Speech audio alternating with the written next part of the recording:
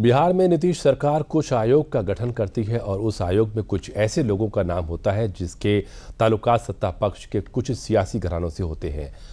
फिर क्या बिहार में नेता विपक्ष तेजस्वी यादव को एक मौका मिलता है और वो नीतीश सरकार के जमाई आयोग के गठन की मांग करने लगते हैं। लेकिन तेजस्वी कैसे अपने ही पैतरे में बुरी तरीके से फंस गए हैं, देखते हैं इस रिपोर्ट में। छो आयोग का जो गठन हुआ है, जिसके लिए हम मुख्यमंत्री जी से अपील करते हैं कि समर्पित जमाई आयोग का गठन किया जाए। बिहार में विधानसभा चुनाव से पहले राज्य में अलग अलग जाति वर्ग से जुड़े आयोगों के पुनर्गठन का सिलसिला चल रहा है और तेजस्वी यादव का ये आरोप उसी आयोग जमाईवाद पर है। तेजस्वी यादव ने आयोगों के पुनर्गठन में एनडीए नेताओं के रिश्तेदारों को जगह देने पर सवाल खड़े किए हैं। यही नहीं, तेजस्वी ने उन नामों को भी गिनाया जिनको लेकर वो आरोप लगा रहे हैं। रामविलास पासवान जी के दामाद को आयोग में जगह मिली है, अशोक चौधरी जी के दामाद को आयोग में जगह मिली है, मांझी जी के दामाद को भी आयोग में जगह मिली है।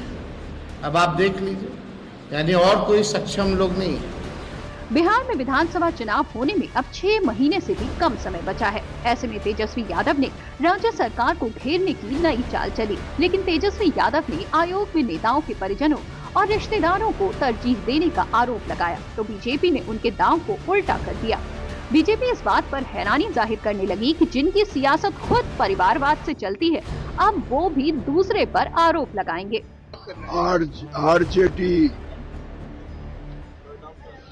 का यही हालत है कि चोर चोरी के खिलाफ बोल रहा। अगर उनकी पार्टी का नाम परिवार पार्टी रख दिया जाए, लालू प्रसाद यादव को कोई यादव नहीं मिला बिहार में, जो उनके जगह पे मुख्यमंत्री हो, उनकी पत्नी ही मिली। लालू यादव का कोई बेटा बेटी नहीं मिला, बेटी ही मिली। एमपी बनी, कोई एमपी लड़ी। यही नहीं, आरजेडी नेता तेजस्वी यादव के तंज पर बीजेपी ने न सिर्फ पलटवार किया बल्कि आयोगों में हुए नियुक्तियों का वाजिब तर्क भी दिया है। जेडीयू नेता अशोक चौधरी ने सफाई दी है कि उनके दामाद सायण कुणाल को आरएसएस के कोटे से सदस्य बनाया गया है, न कि आरजेडी से।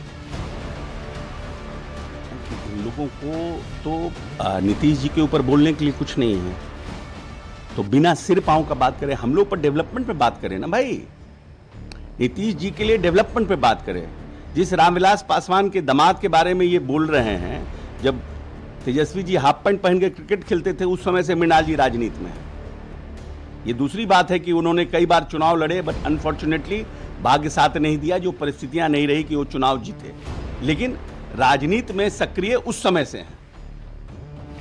और जहां तक सवाल है सायण कुणाल का, तो सायण कुणाल अशोक चौधरी का दामाद बाद में है, पहले किशोर कुणाल का बेटा है।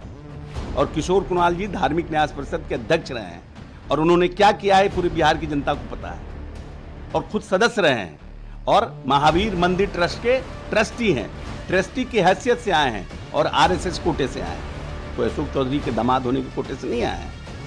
तेजस्वी यादव का जमाई पॉलिटिक्स का दांव अब उनकी सियासत के लिए ही आत्मघाती साबित हो रहा है। एनडीए की ओर से नीतीश सरकार ने मंत्री अशोक चौधरी ने तेजस्वी को अपना घर देखने की ही नसीहत दे डाली है। आपका क्या है? आप क्या हैं?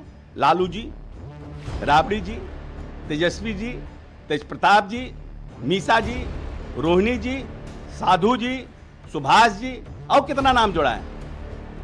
क्या तांडव था इन लोगों का? और आप दूसरे पर जिस छलनी में अपने 75 ठो छेद, उस सूप को दूसरा है कि तुम्हारे में छेद है। अब दीपक जी की पत्नी के बारे में कह रहे हैं, डबल एमए, इग्नू में प्रोफेसर रही, इग्नू में काम की, उसके बाद कॉर्पोरेट में काम की, और उसमें क्या है, तब दीपक जी को होता था चेयरमैन बना देते, मेंबर बनी। यही नहीं, जमाई पॉलिटिक्स के दांव के साथ तेजस्वी यादव का ये बयान ऐसे समय में आया है जब आरजेडी चीफ लालू यादव का नाम संविधान निर्माता बाबा साहब अम्बेडकर के अपमान के आरोपों से घिरा हुआ है। ऐसे में बीजेपी ने तेजस्वी के बयान को अम्बेडकर के अपमान के मुद्दे से ध्यान भटकाने वाला बताया। साथ ही केंद्रीय मंत्री गिरिराज सिंह ने लालू यादव को प्रायश्चित के लिए नसीहत भी दे डाली। लालू यादव जी, आपने जो बाबा साहेब अंबेडकर का अपमान किया है, पैर के नीचे जो कुचलने का काम किया है, इसके लिए आपको देश के दलितों से माफी मांगना पड़ेगा। माफी ही नहीं, प्रायश्चित करना पड़ेगा। प्रायश्चित ही नहीं, गंगा के किनारे जाकर के बालू गोबर खा के गंगा जल, इससे प्रायश्चित करें। अगर हिंदू धर्म में भरोसा नहीं है तो चले जाए फुलबाड़ी में, वहाँ भी प्रायश्चित करें। पहले जो बाबा भीमराव अंबेडकर का अपमान उन्होंने किया है, वो इसको टालने के लिए ये सब बात कर रहे हैं। सबसे पहले बाबा भीमराव अंबेडकर का जो अपमान किया है, लालू जी ने अपने पैर के सामने अंबेडकर जी का फोटो रखा है।